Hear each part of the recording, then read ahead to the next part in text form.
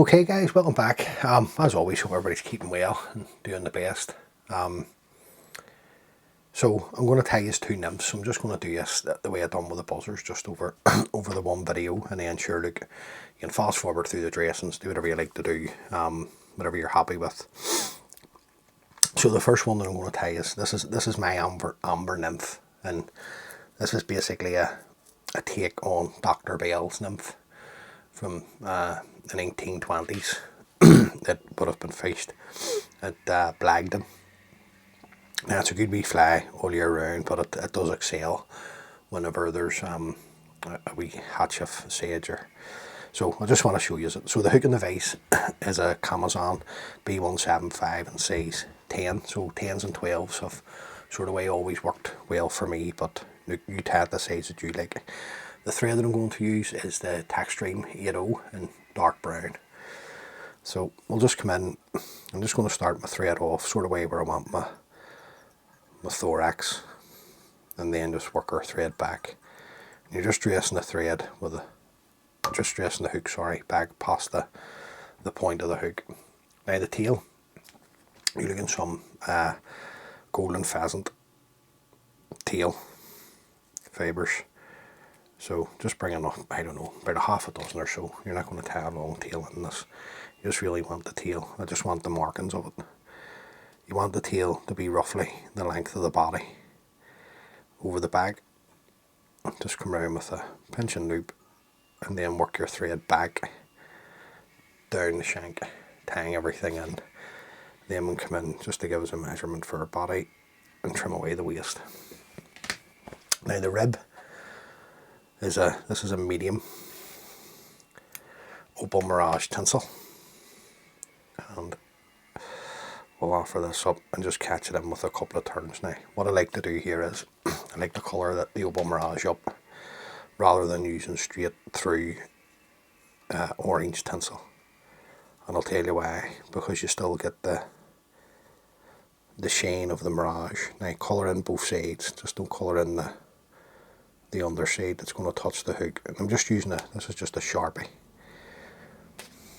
Now that'll dry there, and while that's drying we can just carry on up the shank of the hook, tying everything in, and just try and keep it as level as you can, and then just work your thread back down the shank, just tied up against the tail. Now you can, hopefully you can see this, and maybe I'll pick it up in the light. You can still see the shine that you get off the Opal mirage coming through. If you can use straight through orange tinsel if you wish, but this is just the way that I tie it. Now the body, you're looking some Aran yarn, and this is the colour that you're looking, this amber. It's a very, very light amber colour. Now that's it there. So Happy Essentials Aran yarn, it's £1. So you'll get it in if you're in the UK, you'll get it in the pound shop or pound land. And there's loads of different colours in this. Now it comes in 3 strands, so you can see it's thicker than wool because it's yarn, the thickness of it. So you've got your 3 ply, as you can see there, and you just want to use 1 ply, so just pull it out. Leave that for the other flies. Just trim off square up the end of the yarn if you like. Just come around with a loose turn. Just pull this in the length, and then work your thread forward. Just nice and tight.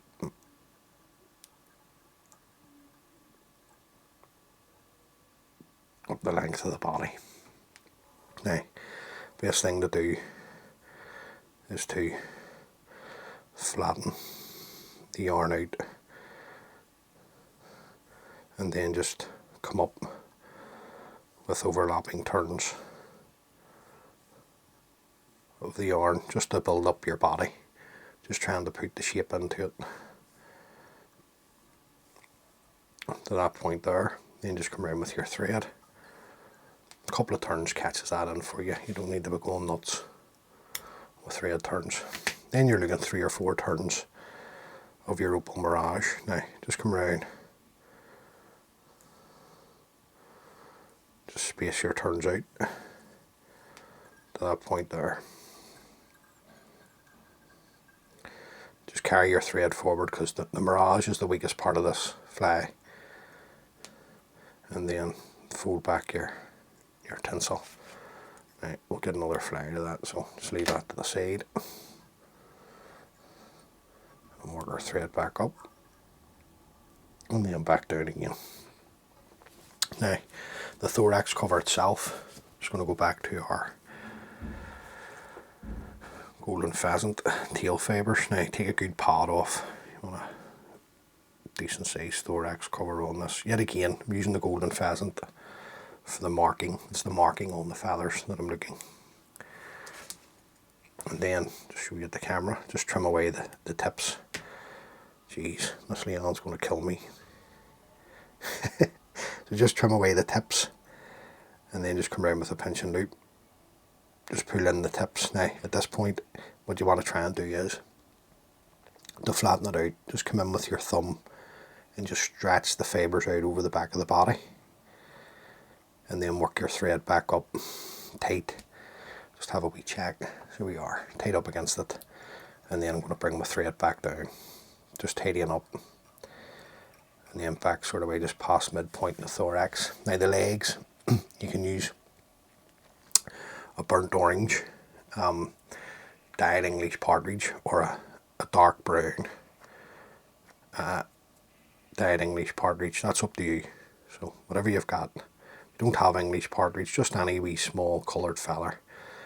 And this is just going to help create our legs, if you like. So we don't need the whole tip.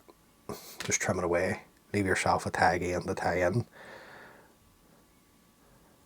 And then just come around and catch in your tag end. Now, don't want to catch in any other fibres, just the end. Same again, just come in, stroke these back nice and tight and tie that down. And then the thorax, you're looking some nice dark soft brown dubbing. This is what I'm using here. This is a Possum. It's been dyed a brown, a nice dark brown. Just get another wee pinch there. Slide that up. Bring our fibres back out of the way.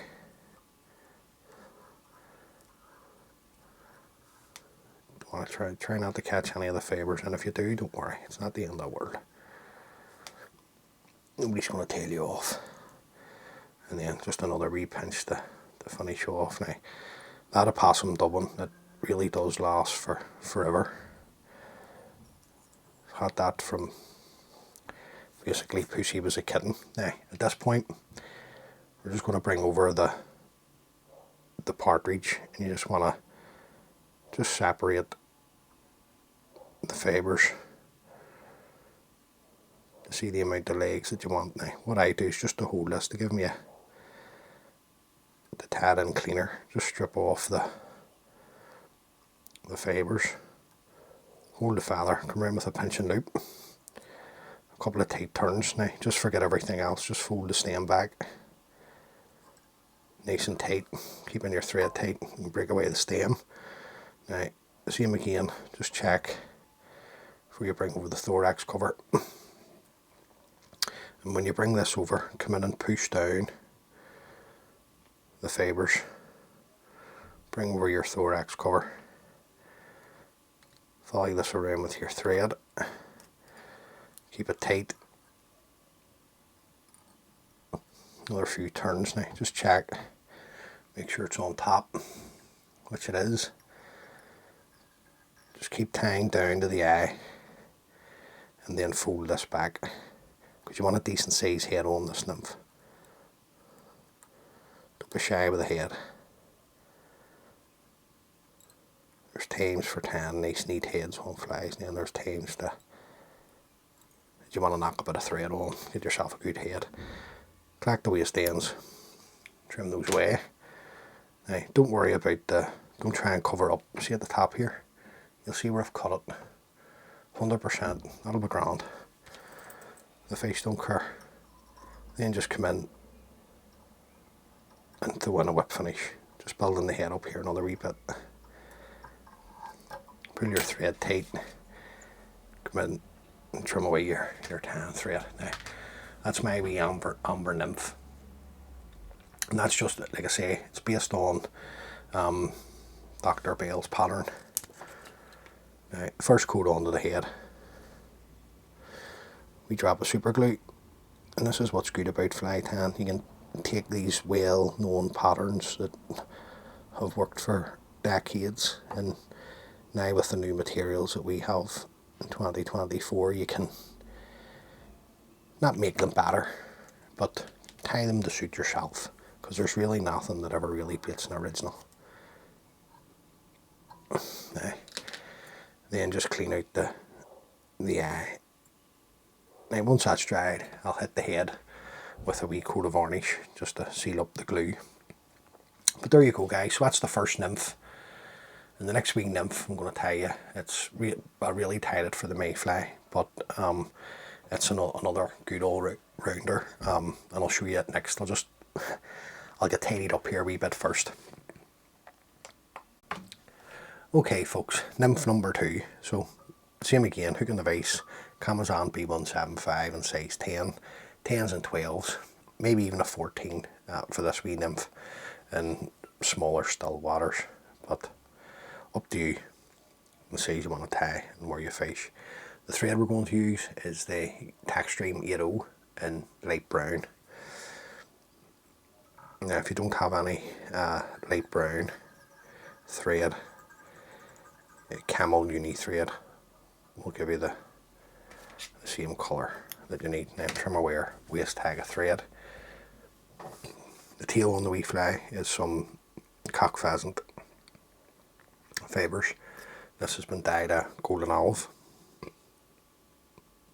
So just take enough off to give us a tail. We just want the tail roughly the length of the body or so over the back. Then we'll just catch that in over the back. Come in, knock away the waist, and then we'll just concentrate on tying these down, and we'll tie the rib in the way back, because the rib's a flaxy floss rib on this, and that's the uni flax as it's called here in camel. It's a lovely colour that. So got a length off here, just come around with a pinching loop, pull this in as tight as it dare go if I can get it the first time, and then just stretch this as tight as you can get it. Now the body itself, this is a cock pheasant tail that I've put into a bleach bath. And once you do that, I'll just take the colour out. But you gotta cure it. If you're going to bleach, make sure you cure the bleach with bicarbonated soda. I keep meaning to do a wee video on hair bleach, and I will get round to it when I get a chance. Now, just working the thread forward again, just the length of your body. Then we're going to take these fibres anti-clockwise to the way we've wrapped up our thread. Just bring it up and just keep her coming to that point there. Now you want to cross over onto the hurl and a couple of times onto the hook. Do this on a few occasions just to make sure this is secured in. Then these pair of sharp scissors, we can trim away the waist underneath. Then just stretch your floss out, or sorry, your flaxy floss or uni flax, and we're looking 4 or 5 turns of that for the rib. Catch it in. Now just going to keep it on my side of the hook. Just stretch it. And then for security, just stretch it back, tie up over the top, trim that away, and we'll go back to our golden pheasant.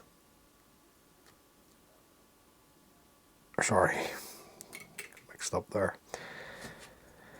Our cock pheasant, dyed golden olive. Just trim away the tips, much like we did with the first nymph.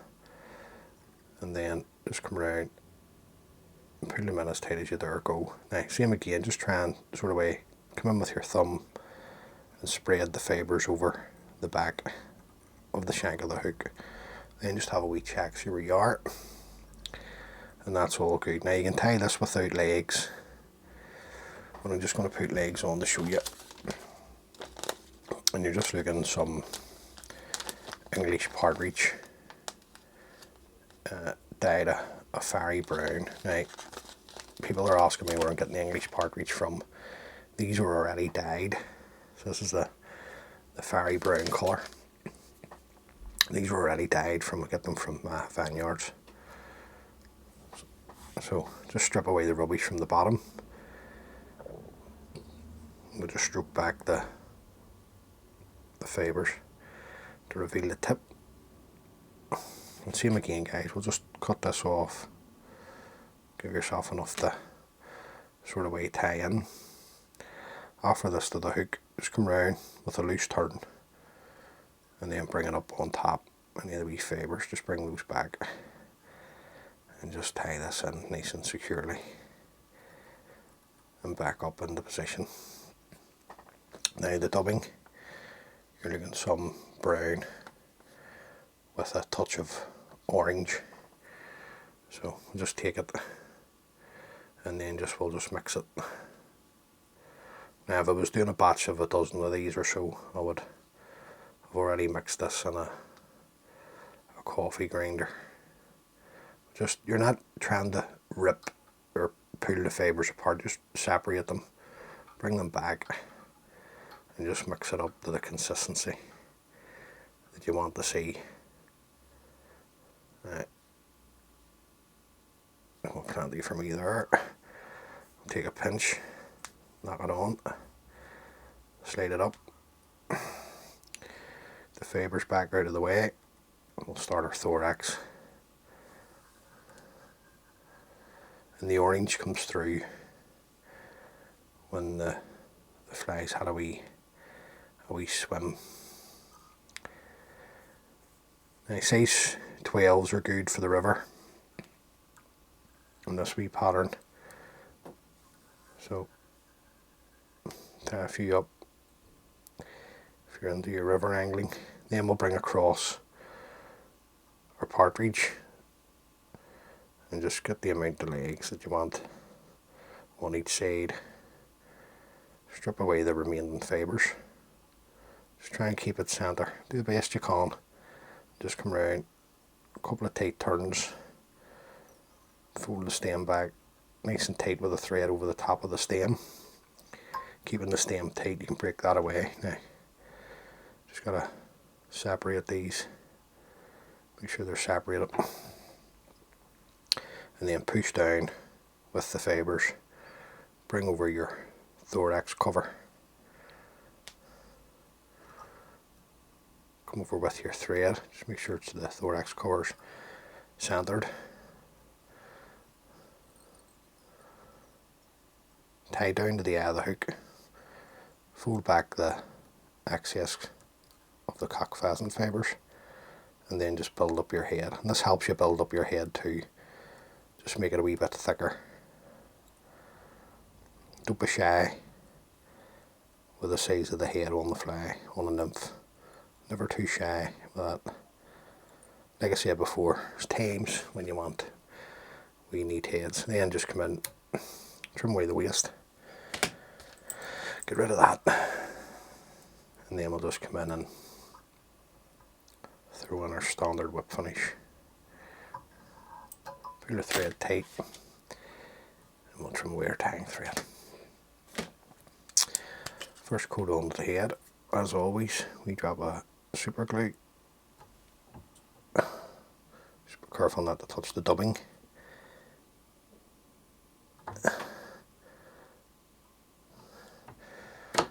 And then clean the eye. Bit of waste wire. and just clean out the eye of the hook. And there you go, guys, that's nymph number 2. Now don't worry about it if you don't have any small feathers for the legs. Basically just hatches as the pheasant tail nymph, and it's just different colours. But that has worked for a few friends fishing the mayfly before. However, I did weight the fly at the front of the thorax. It has worked for me before on the likes of Keenigan Loch and stuff, but I haven't weighted it. I've just fished it just with the weight of the hook. So there you go, guys, that's a nymph number 2. And as always, many thanks for taking the time to view the video. It's greatly appreciated. If this is the first time watching one of my videos, please consider subscribing. It just helps the wee channel grow for me. As always, be good. If you can't be good, be careful. And all be well. I'll catch you on the next one. Thanks for watching, guys. Bye.